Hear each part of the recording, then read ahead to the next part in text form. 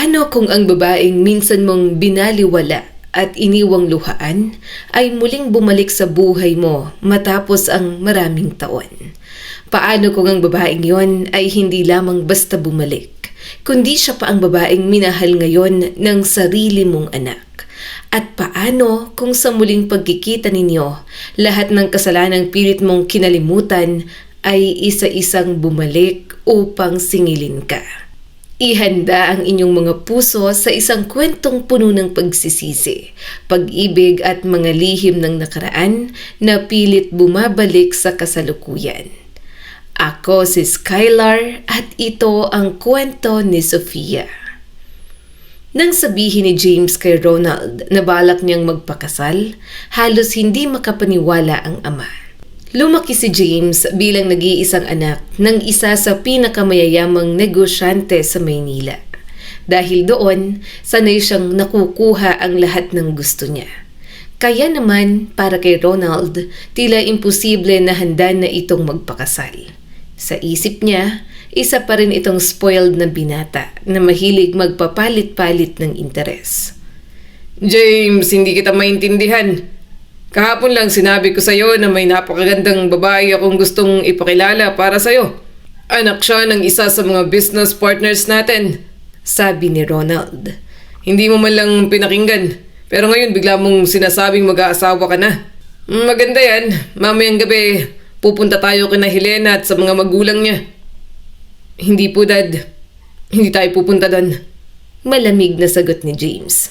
May lakad ako mamaya kasama si Sofia. At siya lang ang pakakasalan ko. Sige po, aalis na ako.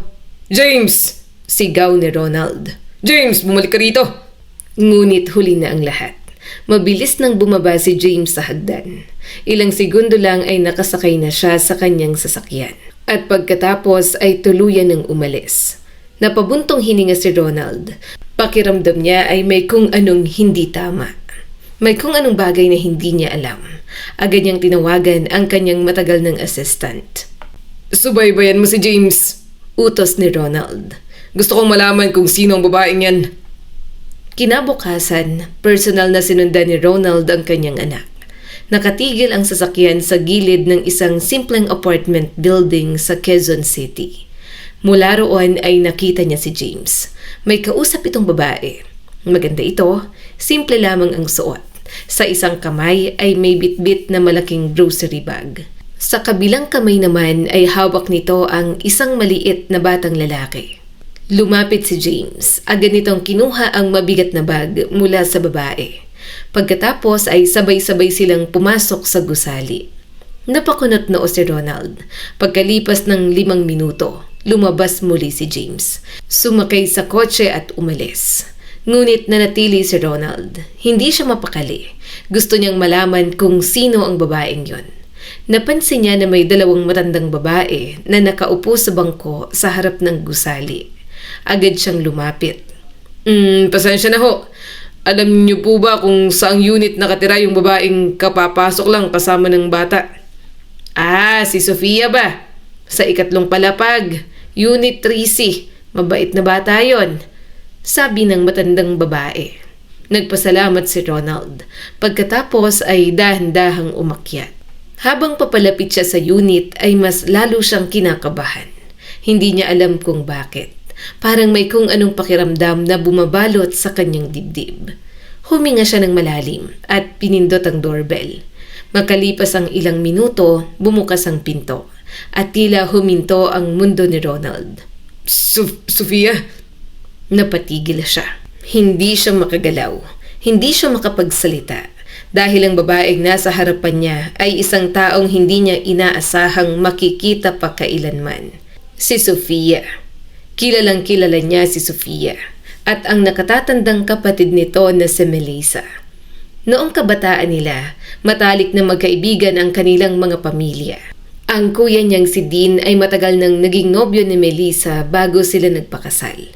At si Sofia naman palaging nakasunod kay Ronald noon. Parang isang batang ayaw mawalay sa taong hinahangaan. Ngunit 5 taon ang tanda ni Ronald sa kanya. At noong mga panahon na yon, hindi niya kailanman pinagtuunan ng pansin ang dalaga. Pagkatapos ay dumating sa buhay niya si Lena, ang babaeng kanyang pinakasalan, at tuluyan niyang nakalimutan si Sofia. Bago ang kanyang kasal, isang araw ay lumapit si Sofia sa kanya. Umiiyak, nanginginig, at buong tapang na inamin ang kanyang nararamdaman. Ronald, mahal kita. Matagal na. Ngunit para kay Ronald, isa lamang yung paghanga ng isang batang babae. Hindi niya yun sineryoso at hindi niya na muling binalikan pa. Lumipas ang mga taon, namatay si Lena ng 4 na taong gulang pa lamang si James. At mula noon, mag-isa nang pinalaki ni Ronald ang kanyang anak. Abala siya sa negosyo, abala sa pagyaman, abala sa pagpapatunay sa lahat na siya ang pinakamahusay. At dahil doon, tuluyan niyang nakalimutan ang maraming bagay. Kasama na si Sofia at maging ang sarili niyang kapatid. Maraming taon na rin mula nang huli niyang makausap si Dean. At ang masakit, si Ronald mismo ang may kasalanan. Noong araw na malaman niyang magkaiba pala sila ng ama, nagsimulang mabuo ang galit sa kanyang puso. Pakiramdam niya noon ay mas mahal ng kanilang ina si Dean. Mas pinapaboran, mas pinapahalagahan. Kaya buong buhay niyang pinilit patunayan na mas magaling siya. Mas matagumpay, mas may halaga. Hanggang isang araw, dumating si Dean sa kanyang opisina. Nagmamakaawa, humihingi ng tulong, may sakit ang kanyang bagong silang na anak. Kailangan ng agarang gamutan. Ngunit si Dean ay isa lamang simpleng mekaniko. Wala silang sapat na pera. Ronald, tulungan mo naman ako. Para ito sa anak ko.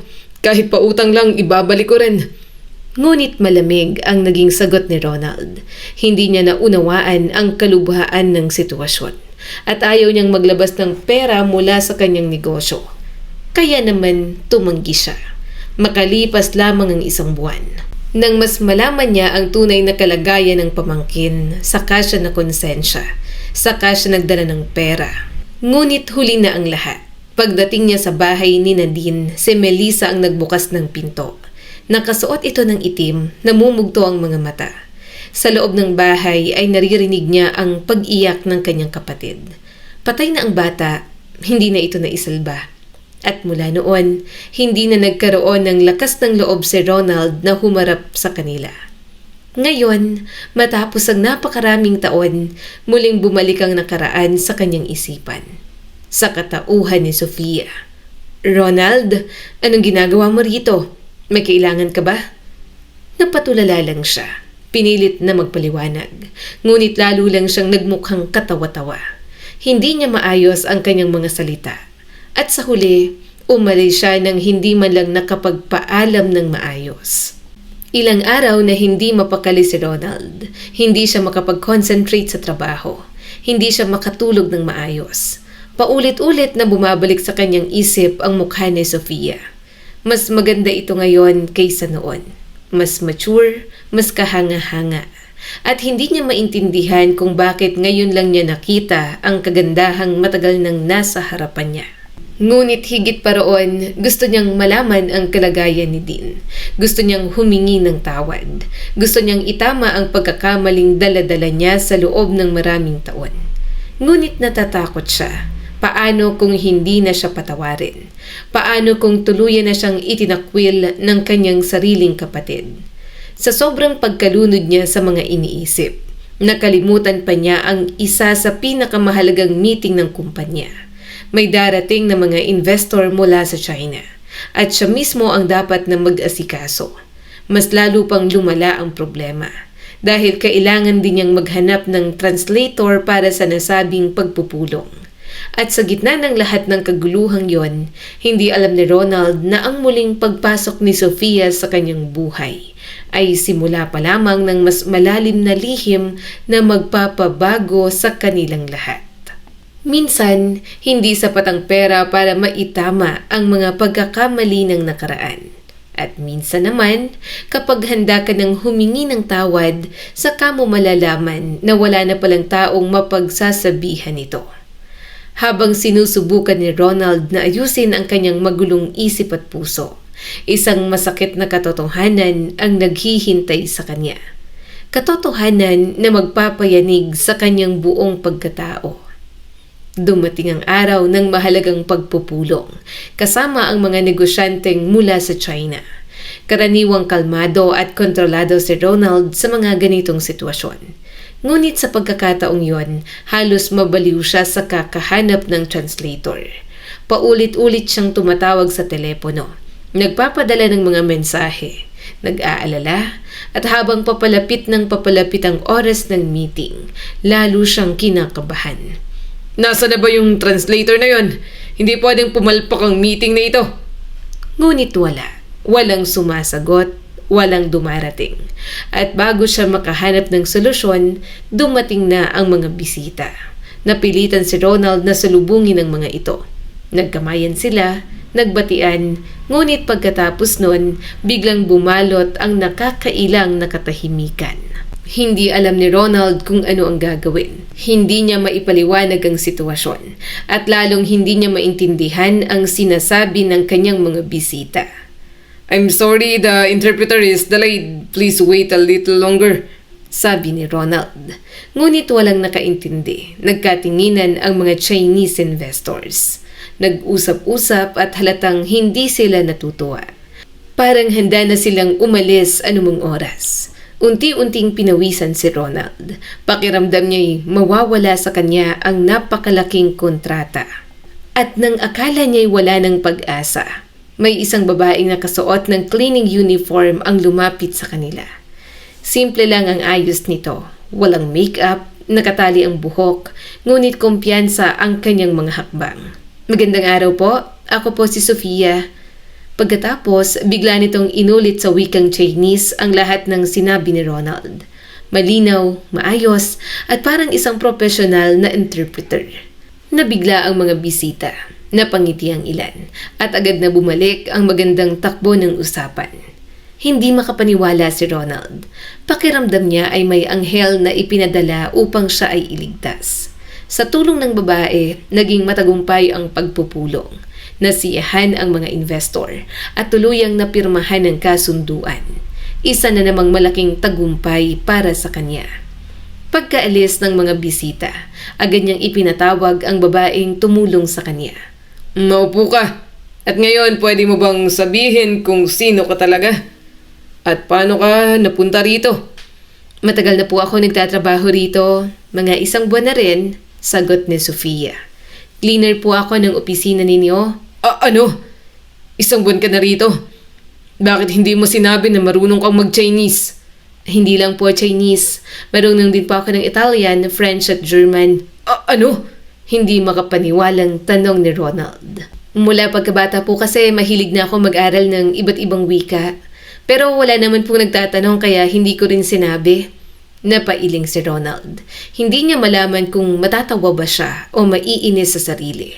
Napakaraming talentadong tao ang nasa paligid niya, ngunit hindi niya nakikita. Sofia, simula ngayon, hindi ka na cleaner. Interpreter ka na ng kumpanya. At gusto kong lagi kang handa dahil sasama ka sa akin sa mga business trip dito at sa ibang bansa. Talaga po? Tanong ni Sofia. Hindi ako nagbibiro. Sayang ang talento mo. Nang sandaling yon, biglang bumukas ang pinto at pumasok si James. Dad, nandito pala si Sofia. Mukhang nagkakilala na kayo. Sana wala kang nasabing kung ano-ano sa kanya. Ano? Anong ibig mong sabihin? Napatingin si Ronald sa kanyang anak. Pagkatapos ay sa babaeng nasa harapan niya. At sa kanya lang napansin, magkapangalan pala sila. Dad, eto si Sofia, ang fiancé ko. Siya ang sinasabi ko sa'yo. At siya lang ang pakakasalan ko. Kahit tumutol ka pa. Tuluyan ang nalito si Ronald. Sandali, kung siya si Sofia, sino naman yung babaeng may kasamang bata na nakita ko kahapon? Si Sofia din po yun. Pero kapitbahay lang siya ng fiancé ko. Tinulungan ko lang magbitbit ng grocery. Oo nga po, magkatabi lang pang unit namin. Sagot naman ng janitress. At doon tuluyang naunawaan ni Ronald ang lahat. Nagkamali siya. Maling apartment pala ang napuntahan niya. Maling Sofia ang kanyang nakita. Ngunit kahit ganoon, may kung anong bumabagabag pa rin sa kanya. Ano ba ang alam ninyo tungkol sa kapitbahay ninyong yun?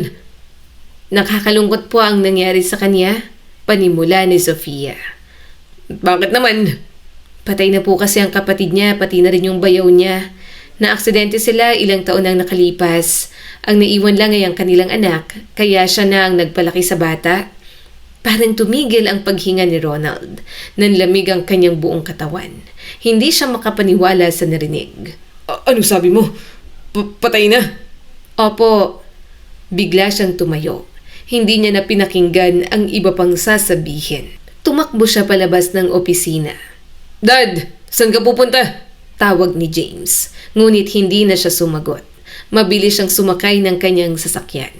At diretsong nagtungo sa apartment ng babaeng minsan nang nagmahal sa kanya. Habang nagmamaneho, paulit-ulit na bumabalik sa isip niya ang isang tanong. Huli na naman ba siya? Katulad noong nangyari sa kanyang pamangkin? Katulad nung hindi niya natulungan si Dean? Katulad nung pinili niya ang galit kaysa pamilya? 30 minuto ang lumipas. Muli siyang nakatayo sa harap ng pintuan ni Sofia. Ngunit ngayon, mas mabigat ang kanyang dibdib. Mas mabigat ang kanyang konsensya.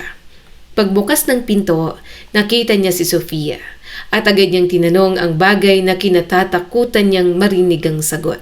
Sofia, totoo ba? Patay na si Nadine at Melissa? Tumahimik ang babae at marahang tumango. Oo, matagal na. Paano? Ano nangyari? Napabuntong hininga si Sofia. Parang muling bumalik ang lahat ng sakit. Pauwi sila noon galing sa trabaho. Malakas ang ulan, mahirap makita ang daan. Unti-unting nanginig ang kanyang boses. May kasalubong silang truck.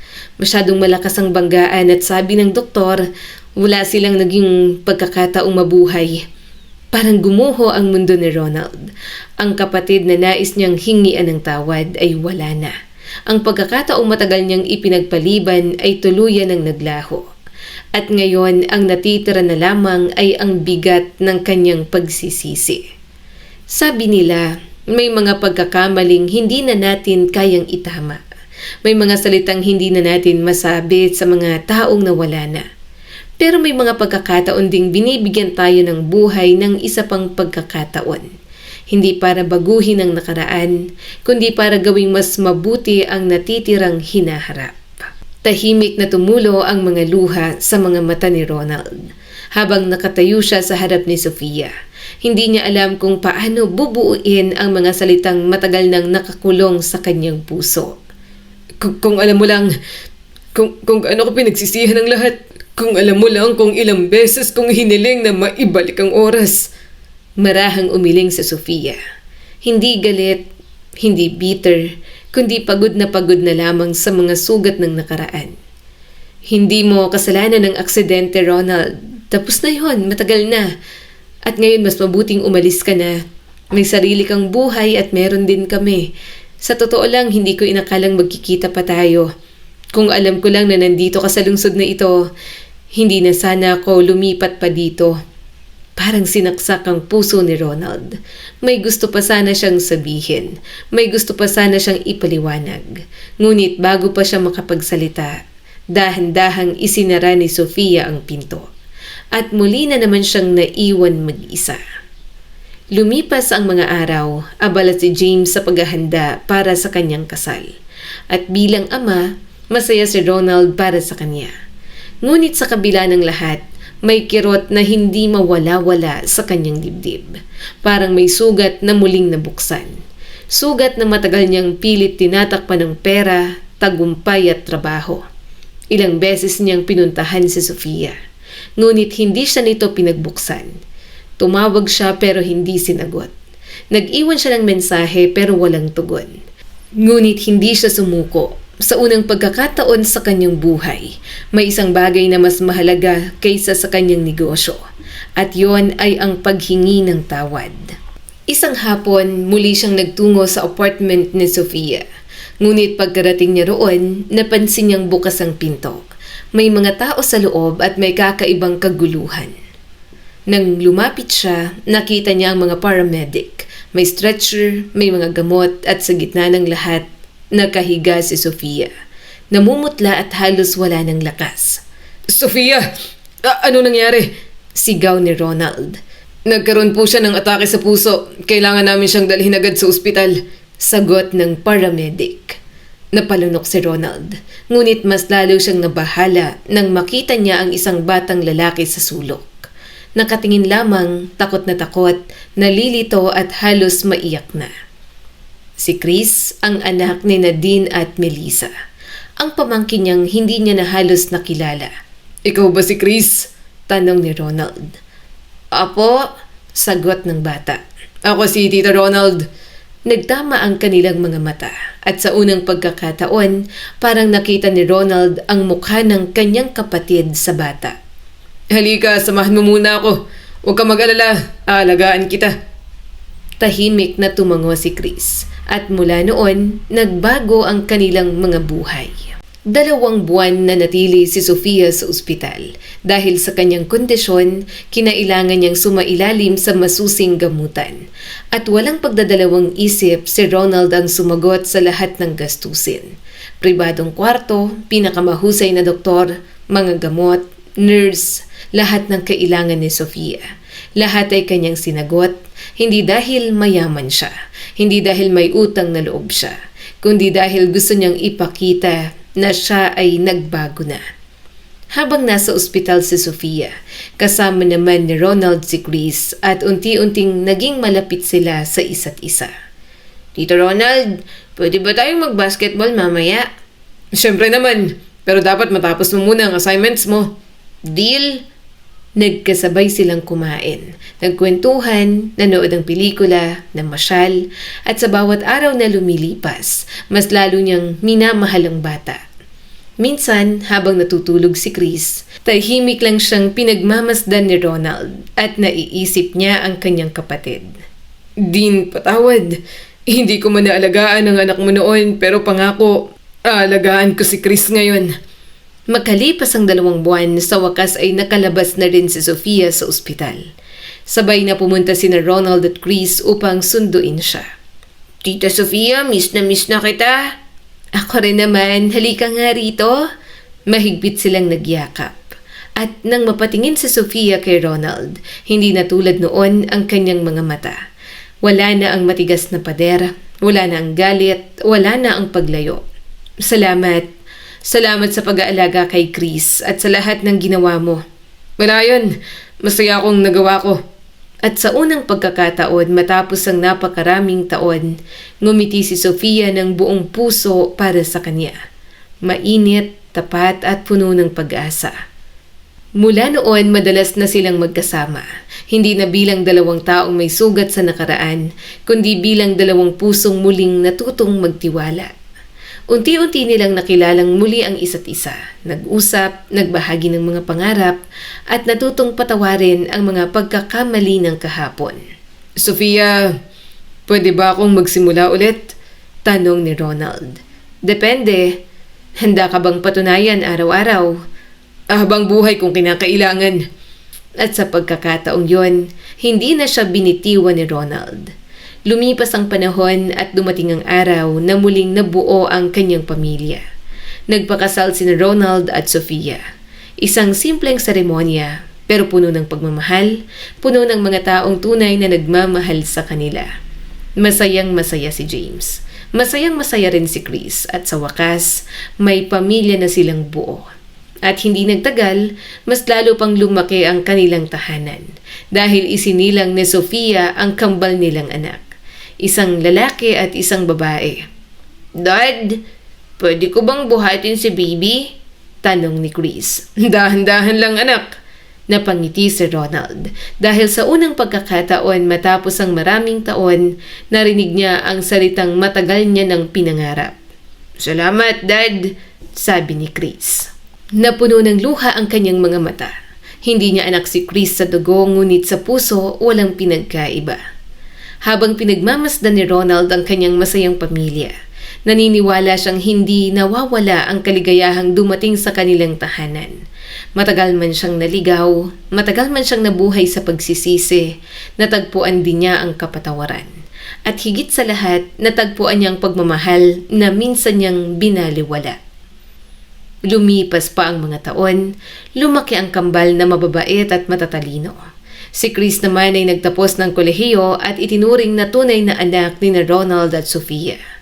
Hindi man na ibalik ni Ronald ang panahon, nagawa niyang punan ng pagmamahal ang mga pagkukulang ng nakaraan. At sa bawat pagbisita nila sa puntod ni Nadine at Melissa, tahimik niyang sinasabi, Salamat kuya, sa pamamagitan ng anak mo, natutunan kong maging mas mabuting tao. At sa pagkakataong yon, alam niyang narinig siya ng kanyang kapatid. Ang anak niya namang si James at asawa nitong si Sofia ay maayos nang namumuhay. Sila na rin ang nagpapatakbo ng negosyo dahil gusto nang mag-retire ni Ronald. Gusto niya na lamang mag-focus sa kanyang pamilya. Napagtanto niya, naaanhin niya naman ang sobrang kayamanan kung hindi naman siya masaya. Ngayon, mas gusto niyang pahalagahan ang bawat oras kasama ang mga taong mahal niya at mga taong nagmamahal rin sa kanya. Ang kwentong ito ay nagpapaalala sa atin. Huwag nating hintaying mawala ang isang tao bago natin pahalagahan. Huwag nating hayaang manaig ang pride, inggit at galit dahil maaaring isang araw ay huli na ang lahat para humingi ng tawad. Lagi rin nating isa-isip at isa-puso na ang tunay na tagumpay ay hindi nasusukat sa laki ng negosyo, dami ng pera o taas ng posisyon. Ang tunay na tagumpay ay ang pagkakaroon ng pamilyang nagmamahalan, pusong marunong magpatawad, at pagkakataong maitama ang mga pagkakamali habang may oras pa. At kung may dala kang pagsisisi ngayon, gawin mo na ang unang hakbang.